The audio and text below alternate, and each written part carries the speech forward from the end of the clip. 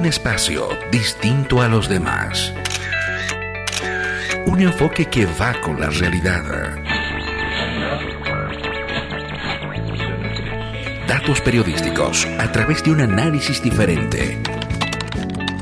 Somos una nueva tendencia. Hacemos un periodismo distinto, comprometido con usted. Somos Periodistas por el Cambio. Periodistas por el Cambio.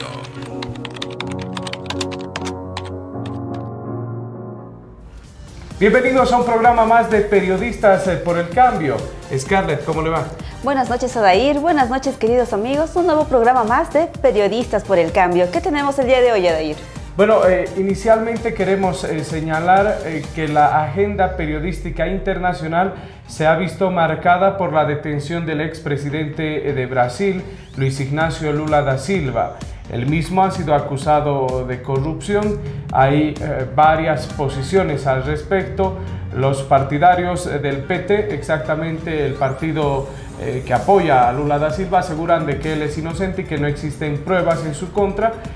En tanto, el mismo presidente de Brasil, Michel Temer, asegura de que habría incurrido en actos de corrupción con la empresa OAS y Petrobras. Estaremos teniendo notas al respecto sobre esto, Scarlett. Claro, también vamos a hablar acerca del tren metropolitano, todos los avances tanto en la línea roja y en la línea amarilla. Como ya lo habíamos anunciado, vamos a la nota que ha preparado el equipo periodístico de Periodistas por el Cambio. Hablamos de José Luis Colque de Bolivia TV, que nos ha preparado este material. Es la mirada que se evidencia al realizar un seguimiento minucioso al accionar de la justicia brasilera, que guarda silencio total ante los indicios de corrupción del actual presidente Temer. Sin embargo, es otro el proceder en contra del expresidente Lula, destaca Carranza. Decir lo que se ha visto realmente ha sido apoteósico, es que la labor que ha hecho Lula, sacar a millones de personas de la pobreza extrema, han armado nomás pues un equipo de reserva para Lula y están ansiosos de ver qué es lo que va a suceder.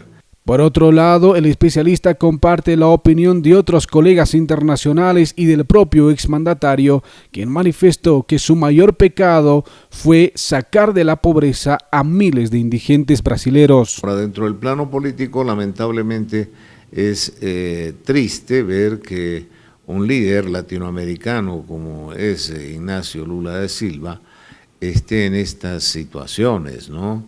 Me imagino que tendrá una serie de repercusiones muy conflictivas porque era ya el candidato oficial del Partido de los Trabajadores.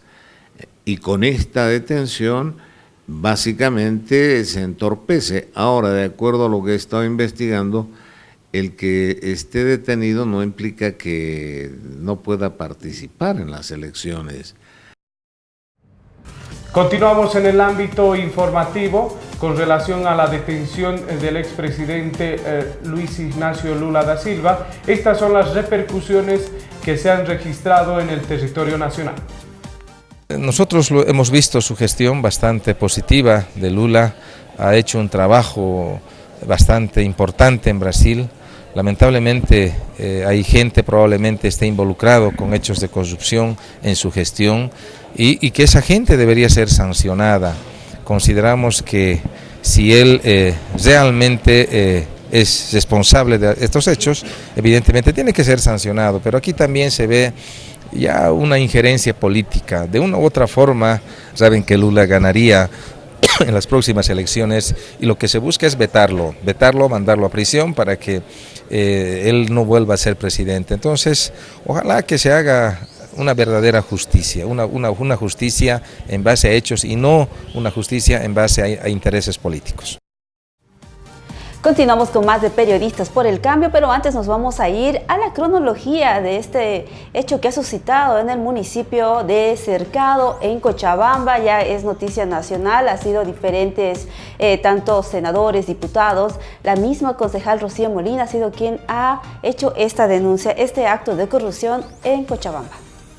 El alcalde José María Leyes habría cometido los delitos de uso indebido de influencias, favorecimiento al enriquecimiento ilícito, contratos lesivos al Estado y conducta antieconómica en el proceso de licitación y compra de mochilas escolares de procedencia china para la gestión 2018. Tenemos aquí indicios de irregularidades, de corrupción que deben ser investigados, deben ser sancionados. Están jugando con nuestros recursos, están jugando con los niños y con la ilusión de los niños de recibir esta mochila. Leyes entregó las mochilas escolares por tercer año consecutivo. En la gestión 2018 compró 91.385 unidades con un precio de 12.469.247 bolivianos, mucho antes de que se publicara en SICOES la licitación. Veamos el siguiente cuadro.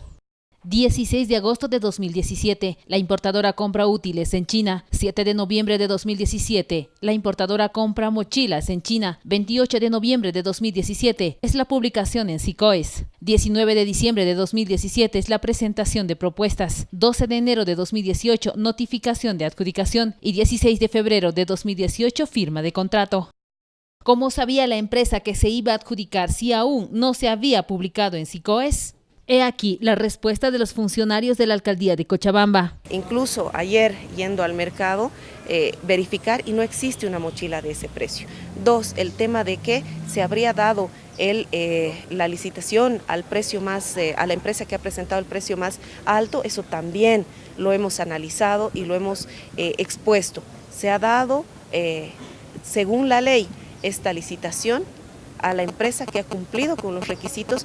Estas respuestas no fueron convincentes, razón por la cual la concejal Rocío Molina decidió presentar la denuncia ante el Ministerio Público, a la Contraloría General del Estado y al Viceministerio de Transparencia y Lucha contra la Corrupción para que estas instancias investiguen el proceso de licitación y adjudicación de las gestiones 2016, 2017 y 2018, tras haberse detectado la adjudicación de la compra de mochilas a las mismas personas el año 2017 y 2018. Pero que astutamente los dueños cambiaron la razón social de la empresa. La empresa también, porque la misma empresa en la gestión 2017 ha comprado las mismas mochilas y útiles escolares, con la única diferencia de que el 2017 se ha denominado Asociación Accidental del Norte y en este año se ha denominado Asociación Accidental 26 de febrero, siendo las mismas personas propietarias de las empresas involucradas. Esta situación ha provocado una serie de críticas y cuestionantes sobre el uso de recursos económicos. Han salido dos nuevos indicios que han sido sumados a la investigación. Un primer indicio está referido al hecho de que esta gestión no habría sido la primera que se ha dado esta práctica delincuencial de contratar una empresa con todo un escenario de licitación totalmente armado, con un margen de sobreprecio elevadísimo. Por su parte, la Federación Departamental de Micro y Pequeños Empresarios de Cochabamba condenó la preferencia de la alcaldía a productos chinos, sabiendo que se debe priorizar el producto nacional. Y por lo tanto, al enterarnos que la mochila ha costado el 145 bolivianos, cada mochila lamentablemente hay recursos que realmente se está disparando porque no podemos nosotros permitir frente a eso. Con eso se podría hacer muchas obras que nosotros también como sector hemos pedido el tema del macromercado y realmente no se hace. Y por lo tanto, este sector es muy importante. Sacaba entregó mochilas escolares de confección nacional y su precio oscila entre 65 y 80 bolivianos, mientras que el Cercado entregó mochilas Made in China con un valor de 145 bolivianos. Y de acuerdo a las facturas de importación de la aduana nacional, el costo real de las mochilas de procedencia china puesta en Cochabamba es de 26 bolivianos, pero el municipio de Cochabamba pagó 145 por cada una de ellas, con una ganancia neta para la empresa adjudicada, Asociación Accidental 26 de febrero, 10.126.874 bolivianos. Las denuncias de irregularidades en procesos de contratación y licitación en la alcaldía de Cochabamba han desembocado en pedir la revocatoria de mandato del alcalde cochabambino José María Leyes. En toda la ciudad se han instalado diferentes puntos de recolección de firmas. Continuamos con más en su programa Periodistas por el Cambio. Como ya lo habíamos anunciado, hoy vamos a estar analizando las declaraciones del secretario general de la Organización de Estados Americanos, el señor José Luis Almagro, quien ha asegurado que la repostulación del presidente Evo Morales, como se la ha fundamentado en un derecho humano, no sería ni no tendría curso en un sentido legal según el criterio que ha pedido. En todo caso, ha pedido una interpretación jurídica a la Convención de Viena que ha asegurado que la repostulación no es un derecho humano. Para poder analizar este tema y todo lo que refiere a los temas jurídicos, constitucionales, derechos humanos, hemos invitado al set de Periodistas por el Cambio a un experto en la materia. Se trata del doctor Wilfredo Bando, quien ha sido ex magistrado de justicia y también ha sido expresidente del Tribunal Supremo Electoral y actualmente es docente de la Universidad Mayor de San Simón, es justamente especializado en materia constitucional. Bienvenido, doctor, gracias por aceptar la invitación. Gracias pues a ustedes, como siempre, por la invitación, ¿no? Doctor, como ya lo habíamos adelantado, José Luis Almagro, secretario de la OEA, asegura que la repostulación no es un derecho humano. Ustedes, como juristas, ¿cómo han podido analizar esto? Así es. A ver, precisamente yo creo que se debe analizar las cosas de acuerdo a la normativa legal, de acuerdo a la Constitución, a las leyes, de acuerdo a los convenios, tratados internacionales que nos rigen en este momento, ¿no? Precisamente yo voy a dar una versión de acuerdo a la normativa legal. Voy a hacer una valoración de acuerdo a las normas legales. A ver, sabemos que el señor Almagro, secretario general de la OEA, ha solicitado a la Comisión de Venecia, que es miembro, que es parte de la Unión Europea, una consulta sobre que si y el derecho político a la repostulación es un derecho humano o no es un derecho humano. A ver, se ha tenido una respuesta y en base a esa respuesta el señor Almagro ha afirmado de que el derecho político no es un derecho humano. A ver, primeramente, antes de entrar al fondo voy a expresar de que no carece de todo valor legal esta consulta que ha hecho el señor Almagro. No tiene ningún valor legal. ¿Por qué digo esto? Porque de acuerdo a la Carta de la Organización de Estados Americanos, el señor Almagro no puede hacer más allá de las facultades, competencias que le da la Carta de la OEA. La Carta de la OEA no le da competencias para hacer consultas a otro continente. Solamente la OEA tiene competencia acá, en América, ¿no? Entonces él estaría vulnerando la Carta Orgánica, la normativa que exige la Organización de Estados Americanos. Es decir, doctor, que la consulta que habría hecho a la Convención de Venecia no tendría validez. Totalmente carece de validez legal y de competencia. O sea, no tiene competencia la OEA para hacer consultas a Europa. Y por otro lado, la Comisión de Venecia, que es miembro, que es parte de la Unión Europea, tampoco tiene competencia para absolver esa clase de consultas, porque son realidades normativas diferentes que se maneja cada uno, ¿no? Entonces, primeramente era importante eso aclarar, de que no tenía competencia el señor Almagro ni para solicitar, y tampoco la Comisión de Venecia tenía competencia para absolver esta clase de consultas. Además, por otro lado, la Comisión de Venecia, allá en Europa, no es para nosotros en Europa, de acuerdo a su normativa también, por las que se exige, tiene competencia para resolver las consultas, opiniones, criterios, pero a los países europeos. No olvidemos que ni siquiera todos, la Unión Europea está conformada por 28 países solamente, Europa tiene 50 países. De los 50 países solamente conforman la Unión Europea 28 países. Y la normativa que exige, la Unión Europea dice, esa comisión es para atender consultas de los países miembros, de los 28 países. Y cuando quiera o algún otro país miembro de Europa también puede consultar. O sea, no es para países de Sudamérica, por ejemplo, ¿ya? Entonces, primera aclaración.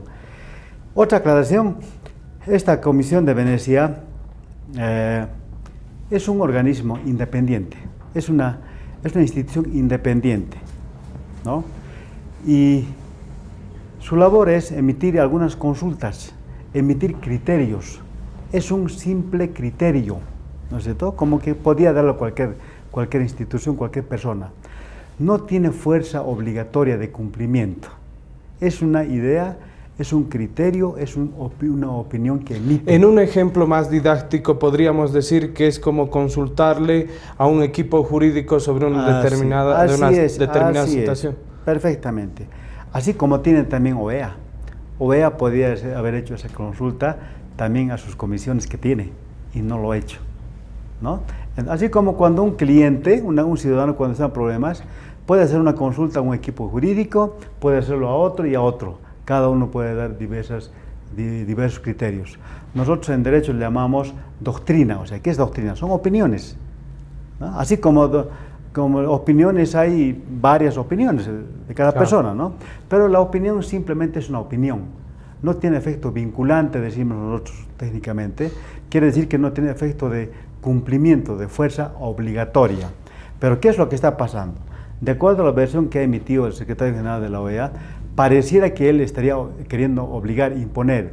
No, está vulnerando la carta de la OEA, de la Organización de Estados Americanos. Pues reitero, porque esa carta no le da facultades a él para hacer consultas a otras instituciones, otros organismos de otros continentes. Para eso OEA tiene sus propias instancias, tiene sus propios organismos o comisiones a los que debió hacer la consulta. Y al contrario, ¿qué es lo que acontece? Está vulnerando, pero por doble o triple partida, de repente la Carta de la Organización de Estados Americanos, porque además la Carta de la OEA dice que se debe respetar a cada Estado su independencia, su forma de hacer las cosas, su práctica política interna debe respetarse, no debe interferir en sus situaciones internas. Lo que está haciendo es inmiscuirse en cuestiones internas del país, o sea, ya está actuando más allá de sus facultades que le da la misma OEA, ¿no? Y esto hay que denunciarlo. ¿Existiría un despropósito, doctor, en el actuar de Almagro? Obviamente se puede deducir, porque cuando uno actúa ya al margen de su competencia, al margen de las normas, obviamente ya podemos decir que sus intereses son otras ya es enteramente político, ya está con otras clases de intenciones políticas. Ahora, doctor, vamos esencialmente a lo que dice el secretario de la Organización de Estados Americanos. Asegura que la repostulación no es un derecho humano. ¿Ustedes cómo han visto? ¿Es, no es? ¿Cuál es el análisis? A ver, el derecho humano, ¿qué es derecho humano? ¿Qué no es derecho humano? Ya no está sujeto a que alguien lo diga o a que alguien lo interpreta. Eso ya está establecido. El derecho político está establecido como derecho humano en las normas. Bueno, ¿qué normas? En el ámbito nacional, diríamos, en nuestra Constitución Política del Estado es un derecho humano, eminentemente humano. En la OEA, en la Carta de la OEA, está como un derecho humano. Más concretamente, en la Convención Americana sobre Derechos Humanos, está como un derecho humano. Luego, en las Naciones Unidas, Organización de las Naciones Unidas a nivel mundial, está también como un derecho humano. O sea, eso no se tiene que discutir, está así. Y en esencia el derecho político es pues humano. O sea, el derecho político, ¿en qué consiste? Básicamente consiste en dos aspectos. El derecho de cada persona en participar en procesos electorales, en ejercicio político, en el proceso electorales, ya sea como elector o como elegible, como candidato o como votante. En eso consiste el derecho político. Entonces, el derecho político es eminentemente 100% humano. Y si no es humano, derecho político humano, yo quisiera saber de qué será derecho político de los animales irracionales, de las piedras, de las plantas, de los ladrillos, no sé de quién será, ¿no? Entonces, eminentemente político. Son pues derechos políticos, derecho a la salud, a la vida, al trabajo, a la asociación, a la libertad de pensamiento. Entre ellos está también el derecho político. Entonces, el tema de derecho político, ¿por qué tenemos que estar dilucidando de que no es humano? Obviamente es humano. ¿Y quién lo dice? Nuestra normativa interna de Bolivia, lo dice la Carta de la OEA y lo dice también la Organización de Naciones Unidas.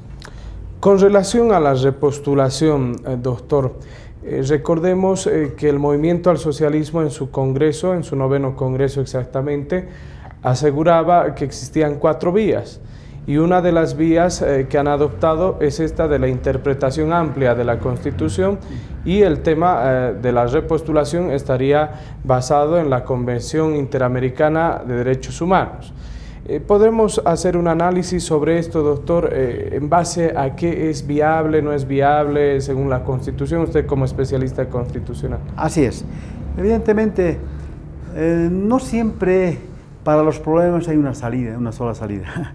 Muchas veces a los problemas nosotros los abogados decimos hay varias alternativas para resolver algunas situaciones controvertidas, ¿no?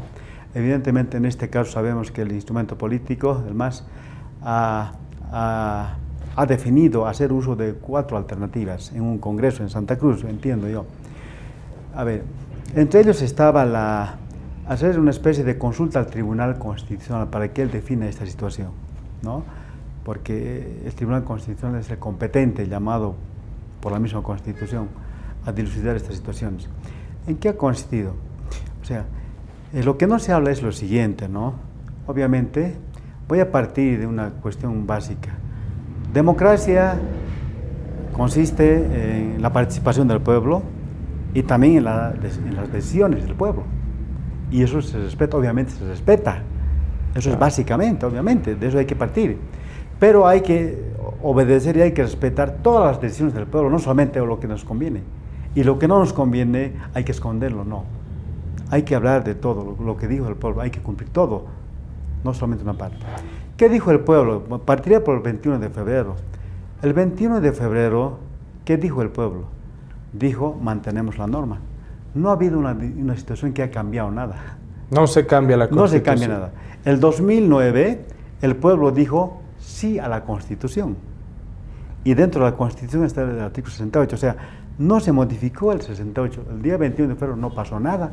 Lo único que pasó es que el pueblo dijo se mantiene esa norma, 168, no se cambia. Sigue vigente el artículo 68. Pero ¿qué dijo también el pueblo por otro lado? Eso es lo que hay que también tomar en cuenta. ¿Qué dijo también el pueblo? Con un alto porcentaje de votación. Dijo, se aprueba la Constitución. ¿Y qué estaba dentro de la Constitución que había aprobado el pueblo? Estaba el artículo 410, 256, el artículo 13. ¿Y qué dicen esos artículos? Que ha aprobado el pueblo, que dijo el pueblo, que hay que cumplir, obviamente.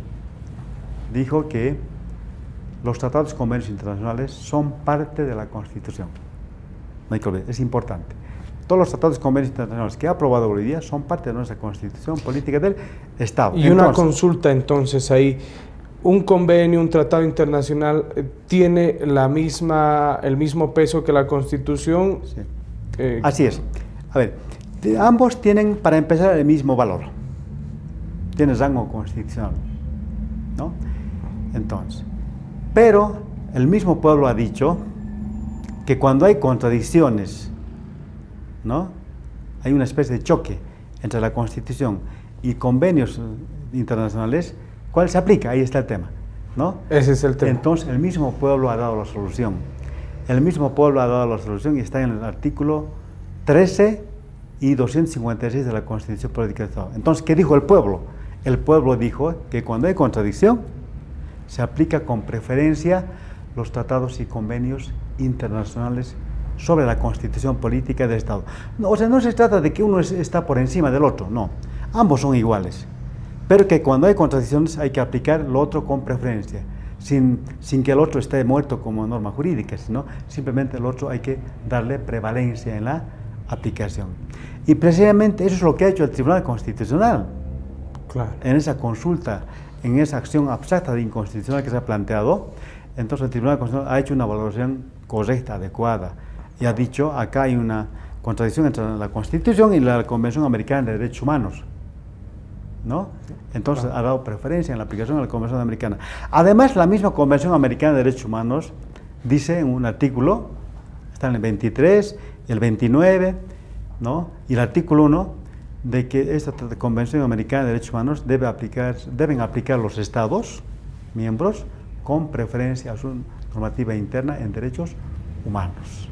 Entonces, es una situación, es una decisión del pueblo. O sea, el 21 de febrero, es una decisión del pueblo mantener la norma jurídica, pero también es una decisión del pueblo que cuando esa norma jurídica es contraria a la Convención Americana de Derechos, reitero, decisión del pueblo que debe aplicarse la Convención Americana sobre Derechos Humanos. Doctor, ya finalizando la entrevista, Hay muchos movimientos de oposición que hablan del respeto al 21F, de que no se debe permitir al presidente Evo Morales ser nuevamente candidato y demás, pero aquí ya hay una sanción constitucional, ya existe una normativa, un pronunciamiento del Tribunal Constitucional.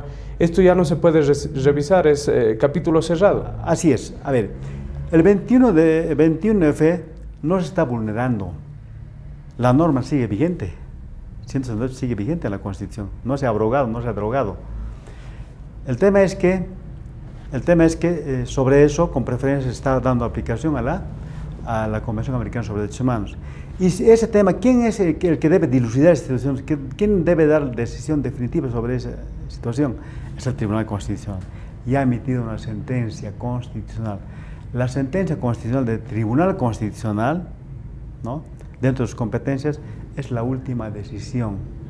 Ni la OEA, ni nadie, ni ningún otro tribunal internacional puede modificar la decisión del Tribunal Constitucional Plurinacional. Yo digo por eso, no sé por qué sigue dilucidándose, sigue en debate el 21 de febrero. Eso ya está dilucidado por un tribunal competente, el Tribunal Constitucional. La democracia consiste también, pues, en obedecer las normas y en cumplir las decisiones de los tribunales. El que no obedece la decisión del Tribunal Constitucional también puede considerarse como antidemocrático. Es decir, que en conclusión, a la oposición no le queda más que preparar su propuesta para enfrentar al presidente Evo Morales en las próximas elecciones, porque ya está habilitado. No, en política yo creo que nunca se ha visto, voy a admitir un criterio político, toda la vida lo que se ha visto entre oficialismo y oposición es que la oposición enfrenta al oficialismo con programas, planes y programas. Es la primera vez que no se enfrenta con planes y programas, sino simplemente con ataques, ataques y ataques. Bueno, doctor, le agradecemos mucho su presencia en el programa Periodistas por el Cambio. Las puertas están abiertas, esperamos tenerlo con otros temas, analizando. Siempre es grato contar con su análisis, doctor. Gracias por la invitación. Era el doctor Wilfredo Obando, quien ha sido ex magistrado de justicia y también expresidente del Tribunal Supremo Electoral, actual docente de la Universidad Mayor de San Simón, especialista en constitucionalismo. Hemos hablado sobre el criterio que ha vertido el secretario de la Organización de Estados Americanos sobre la repostulación y cuáles son los criterios jurídicos constitucionales con relación a la habilitación como candidato del presidente Evo Morales para las elecciones generales 2019. Tenemos más en Periodistas por el Cambio, no se separe de nosotros.